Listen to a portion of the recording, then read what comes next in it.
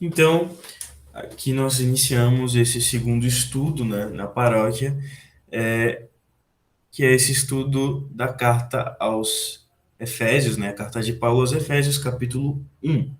Bom, para contextualizar, é importante a gente apenas saber que logo no início do capítulo 1, né, no versículo 1 aqui, Paulo se apresenta, né, é uma saudação que Paulo dá.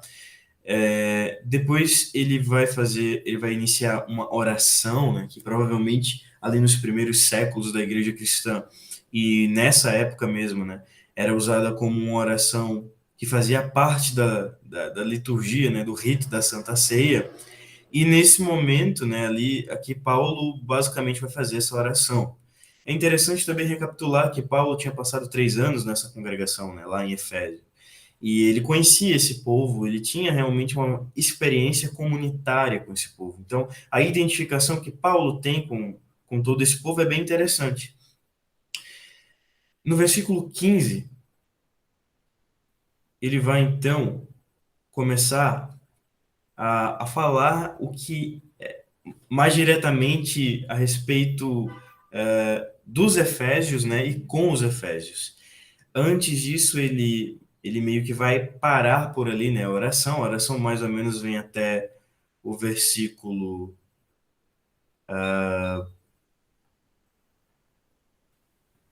10, né? Cada um vai fazer uma divisão um pouco diferente, essa divisão não é tão exata, mas já aqui ele vai começar a se referir aos Efésios novamente. E aí é interessante que no versículo 15 ele vai dizer assim: Por isso também eu, tendo ouvido a respeito da fé que vocês têm no Senhor Jesus e do amor para com todos os santos, não cesso de dar graças por vocês, mencionando-os nas minhas orações. Peço a Deus de nosso Senhor Jesus Cristo, Pai da Glória, que conceda a vocês espírito de sabedoria e de revelação no pleno conhecimento dele. Peço que ele ilumine os olhos do coração de vocês para que saibam qual é a esperança da vocação de vocês, qual é a riqueza da glória da sua herança nos santos, e qual é a suprema grandeza do seu poder sobre nós, os que cremos segundo a eficácia da força do seu poder. Nós queremos aqui então refletir, né? Eu li aqui esses versículos anteriores só para contextualizar, mas nós queremos focar aqui a partir do versículo 20. Então, Paulo vai dizer: Ele, né, exerceu esse poder em Cristo, ressuscitando dentre os mortos e fazendo-o sentar à sua direita nas regiões celestiais. É interessante que o poder de Deus aqui aparece, né, como sendo aquilo que exerce, ele exerce esse poder em Cristo, né, esse poder do qual ele fala aqui. E esse poder tem a ver com a ressurreição. Como é que ele exerce esse poder em Cristo? Ele exerce esse poder em Cristo ressuscitando Cristo dentre os mortos e fazendo-o sentar à sua direita nas regiões celestiais, acima de todo principado, potestade, poder, domínio e de todo nome que se possa mencionar, não só no presente século, mas também no vindouro. E sujeitou todas as coisas debaixo dos pés de Cristo, e para ser o cabeça sobre todas as coisas, o deu à igreja, a qual é o seu corpo, a plenitude daquele que a tudo enche todas as coisas. Tem muita informação aqui, mas o que eu gostaria de especialmente apontar aqui é quando Paulo fala sobre Cristo e depois ele vai falar da igreja como corpo de Cristo. É interessante que quando a gente olha para isso, a gente percebe que, na verdade, quando Paulo fala que a igreja é corpo de Cristo, ele fala de uma maneira, né, que expressa a realidade da igreja como sendo quase algo muito ligado, como se fosse a continuação do próprio Cristo. É como se a semelhança de Cristo, igual a Cristo, a igreja passasse por todas as coisas que Cristo passa. E aí é interessante que ele fale sobre esse exercício de poder em Cristo, que é a ressurreição, né? Cristo ressuscitou no terceiro dia dos mortos. Quando a gente começa a comparar isso com o que acontece com a igreja na vida da igreja. Uma coisa aqui que a gente precisa logo lembrar quando a gente fala em ressurreição é com certeza o batismo. Por quê? Porque é justamente no batismo que nós temos a ressurreição espiritual. Só que aí é interessante a gente começar a ver alguns paralelos. Se por um lado Jesus foi ressuscitado dentre os mortos, nós também fomos. Quando? espiritualmente no batismo. Agora, de maneira total, nós vamos ser ressuscitados apenas no último dia. O que quer dizer, então, a ressurreição espiritual? Bom, antes da gente falar de ressurreição espiritual, é preciso que a gente pense, né, em morte espiritual. Para que alguém ressuscite, primeiro ele precisa morrer. Então, há uma morte espiritual, de fato, que todo ser humano, né, passa, né, que é o que a morte espiritual que todos nós contraímos, né, por causa do pecado original lá de Adão e Eva, Gênesis 3. Mas o que é essa morte espiritual de fato, né? Bom, nessa morte espiritual a gente tem vários aspectos, mas sobretudo a gente tem uma quebra na comunhão entre ser humano, criatura, e Deus, criador. Então, Deus, criador e ser humano, criatura, há um rompimento, há uma ruptura de comunhão entre Deus e os seres humanos. E nesse sentido aqui a gente tem a morte espiritual. A morte espiritual, na verdade, ela vai acarretar outras coisas, como a própria morte física. Por quê? A morte espiritual, que é essa quebra, né, é como se realmente fosse um retirar-se do próprio Espírito de Deus. É como se o Espírito Santo saísse do ser humano. E é uma coisa terrível, porque isso faz com que o ser humano pare de receber essa vida que o próprio Deus dá a ele. Então, ele acaba morrendo. E como fim último, a gente tem a morte física, né?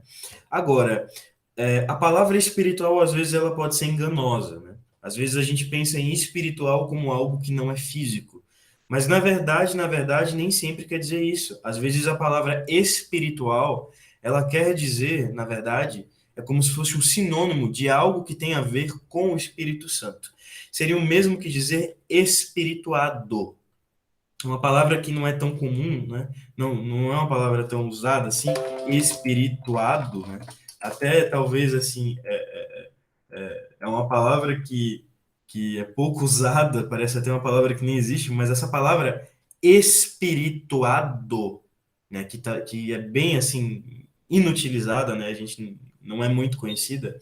Mas o que é que essa palavra quer dizer? Cheia do Espírito. Mas de que espírito? Na Bíblia, geralmente, tem a ver com estar cheio do Espírito Santo.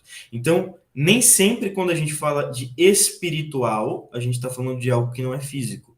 Às vezes a gente também tem uma impressão de que tudo que é físico é ruim, né? Mas na verdade não é bem assim. Se Deus criou todas as coisas físicas e tudo que é material, né? Se Deus criou o meu corpo, se Deus criou a criação em si mesma ela é boa. E o próprio Deus diz, né, viu Deus que era muito bom. O pecado vem e mancha essa criação, realmente. E aí isso vai causar todo um ruído, né? Mas isso não quer dizer que o que é físico é ruim, né? E o que é espiritual é bom. Na verdade, existem forças espirituais malignas também. Então a gente, por exemplo, tem os demônios, os anjos, né? Tudo isso aí. Bom, essas coisas elas são coisas ruins, né? Elas não são coisas muito boas, não. Os demônios, né, são os anjos caídos, né? Então eles são espirituais, eles são seres espirituais. Nesse sentido, sim, eles não têm corpo físico. Agora, quando a gente diz que um cristão é espiritual e a gente fala que a gente precisa essa ressurreição espiritual, às vezes a gente quer falar de algo que não é físico, no sentido de que é algo espiritual porque não tem corpo físico, e às vezes a gente quer falar de algo que tem relação com o Espírito Santo. Nem sempre tem o mesmo sentido. A mesma coisa é a palavra carne. Às vezes ela diz respeito ao corpo físico, mas às vezes a palavra carne diz respeito à natureza humana caída em pecado, e daí não tem nada a ver com o corpo físico, mas tem a ver com o mal como um todo. Então, quando a gente fala de espiritual, né, a gente às vezes pode estar querendo falar de espirituado, algo que tem a ver com o Espírito Santo. E aqui é interessantíssimo a gente ver isso, porque essa ressurreição espiritual, e aqui sim a gente está falando de algo que não é necessariamente físico, mas que ao mesmo tempo também tem relação com aquilo que diz respeito ao Espírito Santo, a gente já tem. É uma ressurreição que não é física, de fato, mas a gente é como se fosse uma antecipação da ressurreição que vai ter no último dia final. Só que essa ressurreição já aconteceu com Jesus e também vai acontecer com a igreja. Então, resumindo tudo isso que eu falei, o que a gente precisa ter em mente aqui é que a mesma coisa que aconteceu com Cristo acontece e vai acontecer conosco, como igreja, como corpo de Cristo, né? Ele exerceu esse poder em Cristo, ressuscitando dentre os mortos. Então, nós já desfrutamos dessa ressurreição por meio do batismo. Só que ainda não é uma ressurreição física. E ele fez Cristo se assentar à sua direita nas regiões celestiais, acima de todo principado, potestade, poder, domínio e todo nome que se possa mencionar, não só no presente século, mas também no vindouro. É interessante que, como igreja de Cristo, não é eu, né? Mas é a igreja, a comunhão de todos os batizados. Nós desfrutamos dessa mesma situação, desse mesmo status de Jesus. Não porque naturalmente a gente mereça isso, mas porque o próprio Deus nos dá isso. Então é interessante a gente ver essa relação. A gente não vai realmente passar cada versículo porque a gente não teria tempo, né? Capítulo 2. Ele lhes deu vida quando vocês estavam mortos em suas transgressões e pecados. Veja aquela questão da vida. Veja, nós estávamos mortos nas nossas transgressões e pecados. Nós éramos escravos da nossa própria vontade. E quando Jesus vem e nos dá vida, quando Deus vem e nos dá vida, ele devolve aquela vida que a gente perdeu lá no Jardim do Éden. Então, é por isso que nós temos, né, essa possibilidade de viver uma nova vida.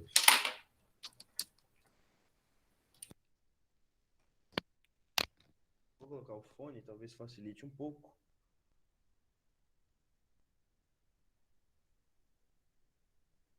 Acho que agora... Não sei se vocês me ouvem. Opa. Talvez... Acho que sem o fone vai funcionar melhor. Mas... Como é que tá o áudio aí agora?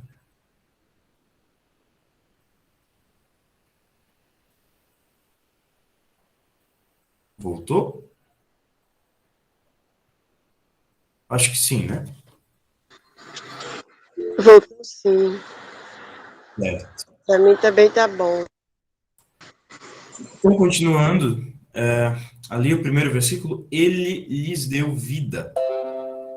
Ele lhes deu vida quando vocês estavam mortos em suas transgressões e pecados. Eu vou ler logo até o versículo 10 para ficar mais prático, tá?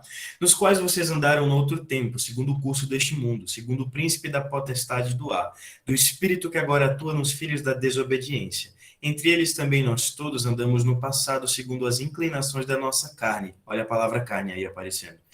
Aqui a palavra carne tem o sentido, né, não de corpo, não do que é físico, mas carne aqui, inclinações da nossa carne, diz respeito à natureza humana caída. Importante saber disso, né? Então não é do corpo físico, não é da carne, né?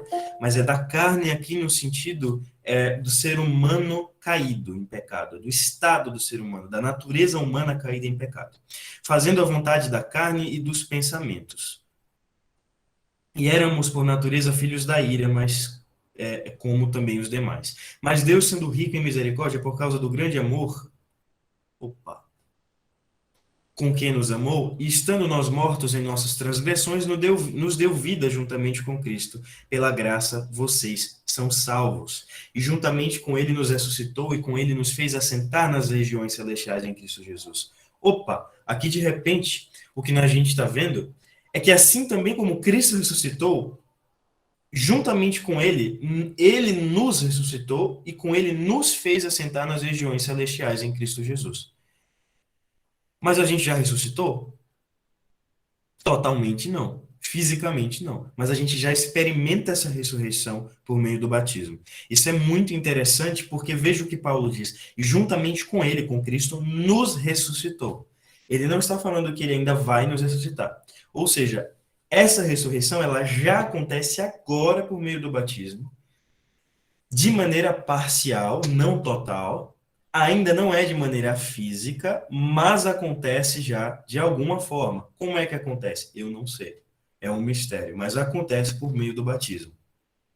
Ela acontece por meio do batismo. Né? Ali no batismo, a gente é afogado e a gente é ressuscitado de fato. E aí, o que a gente espera, como eu já falei, é a ressurreição dos mortos, né? Em todos nós iremos, então, desfrutar de, de um outro estado, né? De um corpo glorificado, um corpo físico, é importante dizer, né? Na ressurreição, nós vamos ter um corpo físico, a semelhança do corpo de Cristo. E esse corpo, então, ele vai também desfrutar de vários atributos que o próprio Cristo desfruta nessa nova humanidade. Não dos atributos divinos de Jesus, né? Mas os atributos como um ressuscitado. E aqui é interessante também que Paulo vai dizer, ele também nos fez assentar nas regiões celestiais em Cristo Jesus. Ou seja, nós, como igreja, como corpo de Cristo, fomos colocados acima de toda potestade, de todo anjo, de todo arcanjo e de todos os seres celestiais, de todos os seres celestiais que a gente nem imagina que existe, a gente foi colocado acima. Isso mostra que a gente tem o favor de Deus. Deus fez isso para mostrar nos tempos vindouros, ou seja, nos tempos que ainda vão vir, a suprema riqueza da sua graça, em bondade para conosco em Cristo Jesus. E, de novo, tudo acontece em Cristo Jesus. Vocês percebem o padrão disso? Ele nos fez assentar nas regiões celestiais, nos ressuscitou em Cristo Jesus. Deus fez isso para mostrar nos tempos vindouros a suprema riqueza da sua graça em bondade para conosco em Cristo Jesus. Sempre é em Jesus que as coisas acontecem, através de Jesus, né? Porque pela graça vocês são salvos mediante a fé, e isto não vem de vocês, é dom de Deus. Não de obras para que ninguém se glorie, pois somos feitura dele, criados em Cristo Jesus para boas obras, as quais Deus de antemão preparou para que andássemos nelas. Aqui tem outra coisa muito interessante. Ele diz que nós somos feitura dele, criados em Cristo Jesus. Se lá na primeira criação Deus nos criou, né? Deus criou o ser humano no Jardim do Éden, agora através de Jesus Cristo, no batismo, nós passamos por uma passagem, a gente passa por um processo de recriação. A gente é criado de novo, a gente experimenta uma nova criação. É como se Deus pegasse toda a criação, destruísse a criação e recriasse. É isso que ele faz com a gente no batismo. Ele afoga o velho homem, faz ressurgir o novo homem. Assim também a gente vê um episódio interessante é lembrar do dilúvio, né? A história lá da Arca de Noé, quem é que não lembra, né? Assim como o dilúvio destruiu tudo que existia, e então depois vem ressurgir uma nova criação, assim também é isso que acontece no nosso batismo. É como se acontecesse um pequeno dilúvio na nossa vida, que nós fôssemos afogados, né, nesse dilúvio e fôssemos ressuscitados à semelhança de Cristo. Então, como igreja de Cristo, né, nós desfrutamos também de tudo que Jesus desfruta lá à direita do Pai. E isso é interessante porque isso aponta para duas coisas. A primeira coisa é a nossa adoção como filhos de Deus. A segunda coisa é que, como corpo de Cristo, Deus não nos enxerga como algo separado de Jesus. Existe uma relação muito íntima entre a igreja e o cabeça, que é o próprio Cristo. Às vezes a gente observa assim na organização da igreja, e daí a gente pensa assim, olha, mas então, quer dizer então, né, ou a gente pensa assim, ah não, mas a gente pensa às vezes em termos de organização, ah, tem a paróquia aqui, tem a comunidade tal, a congregação X, a missão tal, e daí no outro lado do mundo tem aquela congregação, e daqui tem aquela outra igreja, mas a igreja é uma só, a igreja é um corpo, né? Na verdade, os limites, né, que a gente às vezes não consegue enxergar, eles não limitam a igreja. A gente faz parte de uma comunhão muito maior do que eu e você, né?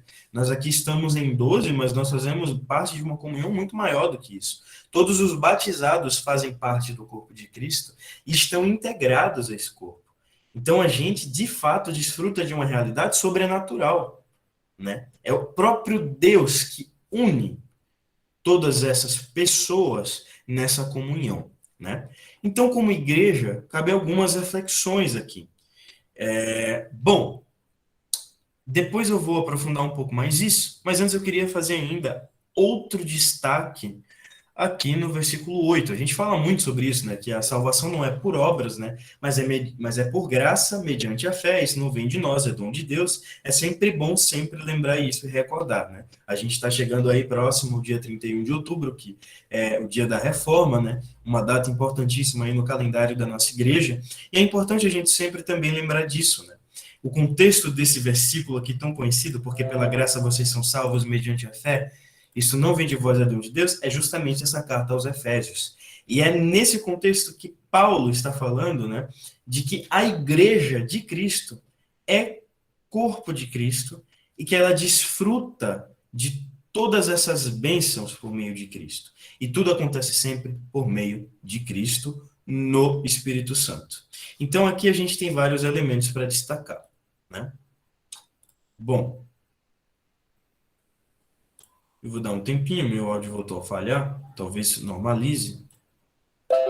Enquanto isso, eu vou fazer alguns outros comentários aqui.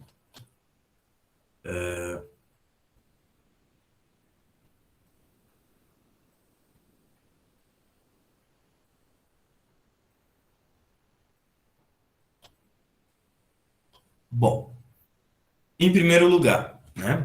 Aí eu quero fazer algumas reflexões sobre o que é a igreja, né? Esse estudo é principalmente para isso, para a gente refletir o que é a igreja. Bom, em primeiro lugar, a igreja é o corpo de Cristo. Exatamente é isso. É o corpo de Cristo, né? Paulo não diz que a igreja é como se fosse o corpo de Cristo ou é parecido com o corpo de Cristo. Não é uma metáfora, nem uma comparação. Paulo afirma categoricamente, de verdade, que a igreja é o corpo de Cristo. Ou seja, a igreja faz parte dessa comunhão íntima com o próprio Cristo. Né? A igreja tem essa comunhão íntima, a igreja participa do próprio Cristo. Ou seja, Paulo não está fazendo uma comparação, uma metáfora, uma analogia, e também não é um exemplo, simplesmente. Na verdade, a igreja realmente é o corpo de Cristo, né? A igreja é o corpo e Cristo é o cabeça. E assim a gente tem como se fosse uma pessoa, né? E aí é importante que a gente lembre sempre de uma boa comparação é o casamento, né? É o próprio casamento. Na mesma carta de Efésios, lá em Efésios 5, 31, 32, o próprio Paulo vai dizer, né? Vai citar Gênesis e vai dizer assim: eis porque o homem deixará o seu pai e sua mãe, se unirá com sua mulher, tornando os dois uma só carne. Grande é o mistério, né? Mas me refiro a Cristo e a igreja. É interessante aqui que na verdade, ele fala isso, mas a comparação que ele usa lá é justamente isso, né? Como se fosse Cristo e a igreja. Então, a relação entre Cristo e a igreja é muito íntima. É como se Cristo e a igreja fosse uma coisa só, né? Realmente se torna uma coisa só, Cristo e a igreja. Lembram da própria história do Paulo, né? Paulo andava lá, né, em Damasco, ele estava perseguindo os cristãos, era Saulo ainda, né? E quando Jesus aparece para ele, Jesus diz assim: Saulo, por que me persegues? Agora, eu pergunto a vocês, porque quem Saulo estava perseguindo? Ele estava perseguindo Jesus ou ele estava perseguindo a igreja? Né? Na verdade, ele estava perseguindo a igreja, mas Jesus trata a igreja como se fosse uma parte dele mesmo. Né? E ele diz, Paulo, a pergunta dele é: por que me persegues? Por que você está me perseguindo? Então, vejam, o mistério da união entre Cristo e a igreja é explicado através dessa comparação do casamento. Então, não é, né, a gente também não diz assim, é como se o marido e a mulher fossem uma só carne. Não, eles são uma só carne. Né? E esse cumprimento desse e ambos se tornam uma só carne acontece não só no casamento humano, mas no casamento entre Cristo e a igreja. Os dois são uma só carne. E isso tem várias implicações. Isso, por exemplo, né, quer dizer que os sofrimentos pelos quais a igreja passa nesse mundo são sofrimentos de Cristo, que ele carregou na cruz. Por isso, todo sofrimento pelo qual a igreja passa hoje foi carregado por ele na cruz. E tem mais. Assim como os sofrimentos de Cristo desembocaram na sua ressurreição e glória, também os sofrimentos da igreja de Cristo desembocarão na ressurreição e na glória, porque somos o seu corpo. Ou seja, Cristo morreu, Cristo ressuscitou, Cristo subiu aos céus. Nós estávamos mortos, nós morremos e ressuscitamos no batismo, e no último dia nós vamos ressuscitar. E assim também no último dia nós vamos chegar, né, a viver no novo céu e na nova terra, que ainda não existem, né, plenamente, mas vão se estabelecer no dia da ressurreição dos mortos. E aí sim vai vir novo céu e nova terra, uma nova criação. A ressurreição de Cristo é a nossa ressurreição. Essa ressurreição a gente recebe de forma prévia no batismo, como eu já falei. Agora, como é que a gente faz parte do corpo de Cristo, né? Aí é interessante a gente olhar outro texto, que é o texto de 1 Coríntios 12. Ele nos ajuda em algumas coisas. Paulo vai dizer assim, lá no versículo 12 e 13, porque assim como o corpo é um e temos muitos membros, e todos os membros, mesmo sendo muitos, constituem um só corpo, assim também é com respeito a Cristo, pois em um só Espírito todos nós fomos batizados em um só corpo, quer judeus, quer gregos, quer escravos, quer livres, e a todos nós foi dado de beber de um só Espírito, ou seja, o mesmo Espírito Santo habita em todos nós individualmente, mas o Espírito Santo habita na igreja. E a igreja é uma coisa só. Eu gosto sempre de dizer o seguinte, né, que não existe corpo pela metade, né? Imaginem sempre que a gente imaginasse assim que a igreja está dividida, né? Na verdade, a igreja não está dividida, a igreja está espalhada. Mas a igreja em si ela é uma só. A igreja é una. A igreja é uma coisa só, não existe igreja pela metade. Então, aonde quer que a igreja se encontre, ela é a igreja de Cristo como um todo. E essa comunhão que nós temos com ele reflete também a isso, porque nós somos um só corpo, né? E aí, a gente poderia lembrar aqui de vários textos, né? Mas, assim, ficando nesse texto por enquanto, é interessante que isso acontece por meio do batismo. Nós somos incorporados no corpo de Cristo mediante o batismo. A gente entra na igreja, não na igreja templo, nem na igreja organização administrativa, né? Mas a gente entra no corpo de Cristo, a gente é enxertado no corpo de Cristo por meio do batismo. É no batismo que a gente é feito o corpo de Cristo. Essa união é continuada mediante a participação do corpo e do sangue de Cristo. Dando-nos o seu corpo e sangue, Jesus transforma aquilo que nós somos naquilo que ele é. Somos transformados de dentro para fora, pela comunhão no seu corpo e sangue. Assim, a cabeça, que é Cristo, alimenta o seu corpo, a igreja, consigo mesmo. Nós fazemos parte, né, do corpo de Cristo, nós somos corpo de Cristo, nós somos alimentados do próprio Cristo. E a gente é alimentado do próprio Cristo para ser corpo de Cristo. É uma coisa meio, né, confusa assim, mas é exatamente isso. Jesus nos dá dele mesmo. A gente é nutrido por meio da cabeça, né, como corpo. E Cristo cuida bem desse corpo. Ele cuida tão bem desse corpo que ele não deixa de alimentar esse corpo por meio da palavra e do seu próprio corpo e sangue. Nossa identidade é espiritual, não administrativa. Ela depende da nossa participação nas coisas santas de Deus. Somos membros uns dos outros. Nós somos um. E não somos um porque a gente é parecido, né?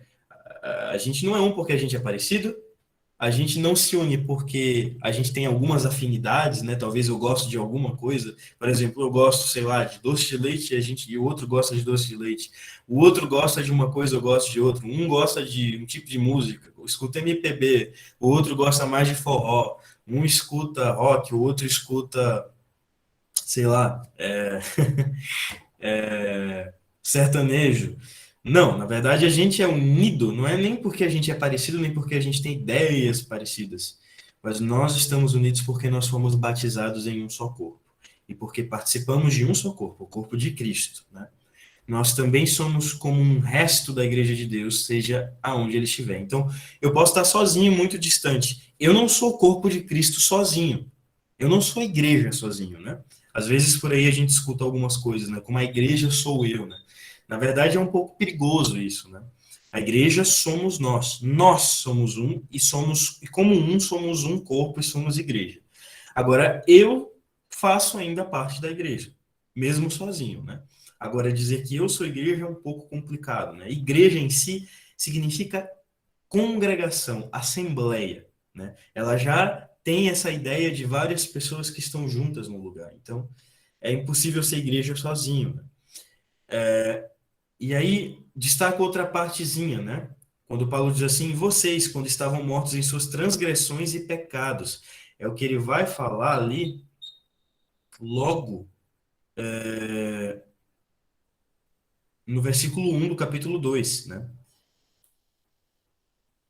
Esse era o nosso estado, mortos espirituais, né?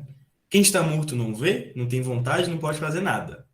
Então, o que o Espírito Santo vem fazer é ressuscitar. Um morto não faz nada. E a gente foi ressuscitado por Cristo, de verdade. E aí a gente já vive essa ressurreição. E isso muda a forma como a gente enxerga as coisas, né? Porque aí a gente já não fica simplesmente dizendo assim, no futuro a gente vai ressuscitar. Isso é verdade. Fisicamente, plenamente, a gente vai ressuscitar no futuro. Mas a gente já desfruta disso no batismo. Então, tem muita coisa aí para falar, né, sobre isso.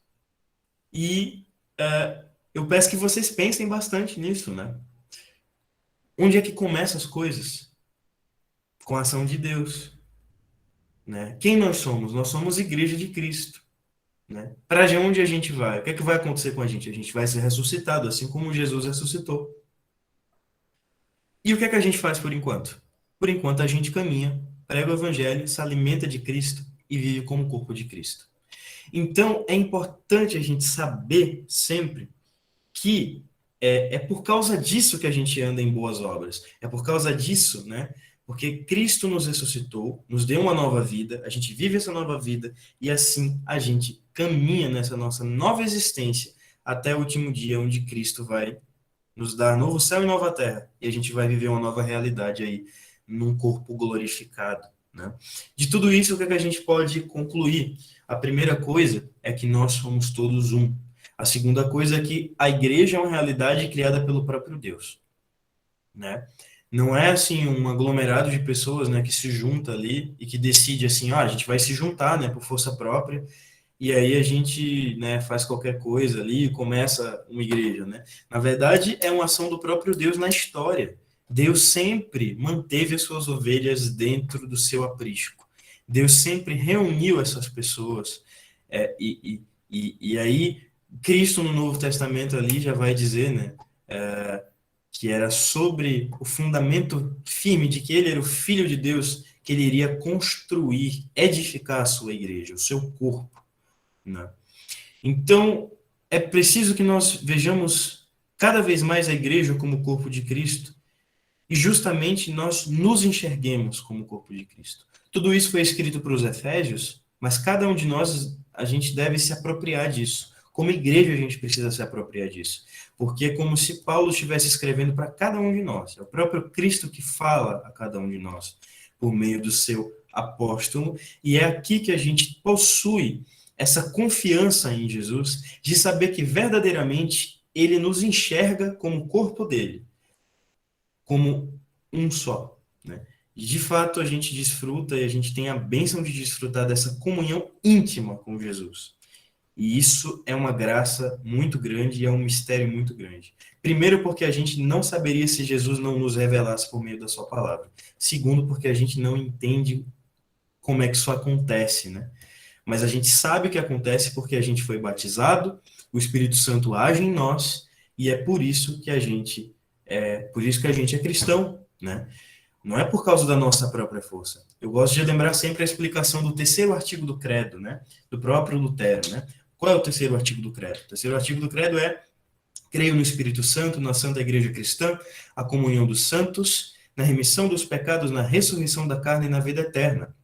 E aí Lutero vai dizer assim: creio que por minha própria razão ou força não posso crer em Jesus Cristo, meu Senhor, nem vir a Ele.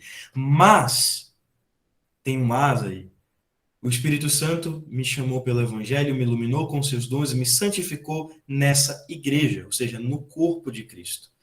Então, tem duas maneiras a gente sempre entender esse terceiro artigo do credo, né?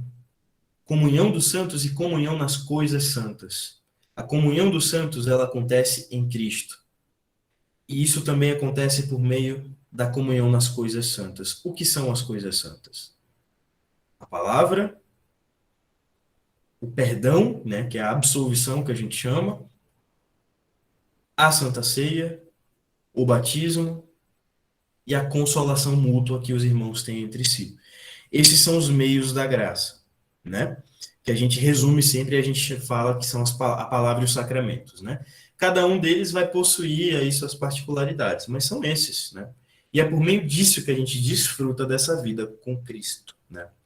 Então, por fim, nós ficamos por enquanto por aqui e, por último, eu finalizo aí com o versículo 20, refletindo por fim aqui, ó. edificado sobre o fundamento dos apóstolos e profetas, sendo ele mesmo Cristo Jesus a pedra angular. É como se na gente fosse um grande prédio. Esse fundamento fosse os apóstolos e os profetas, né? Aqui não é simplesmente os seres humanos, apóstolos e profetas, mas o ensino e o testemunho que cada um deles deixou, né? Então, é como se a gente fosse uma grande casa que fosse construída em cima dessa pedra que é fundamento, que é Jesus. E de longe, quando as pessoas olham, elas não conseguem diferenciar o que é prédio e o que é fundamento. Elas não dizem assim, "Não, olha, aquilo ali é o prédio, aquilo ali é o fundamento." Elas só dizem, ali tem um prédio, né? E esse prédio tem esse fundamento, tem essa pedra angular, né?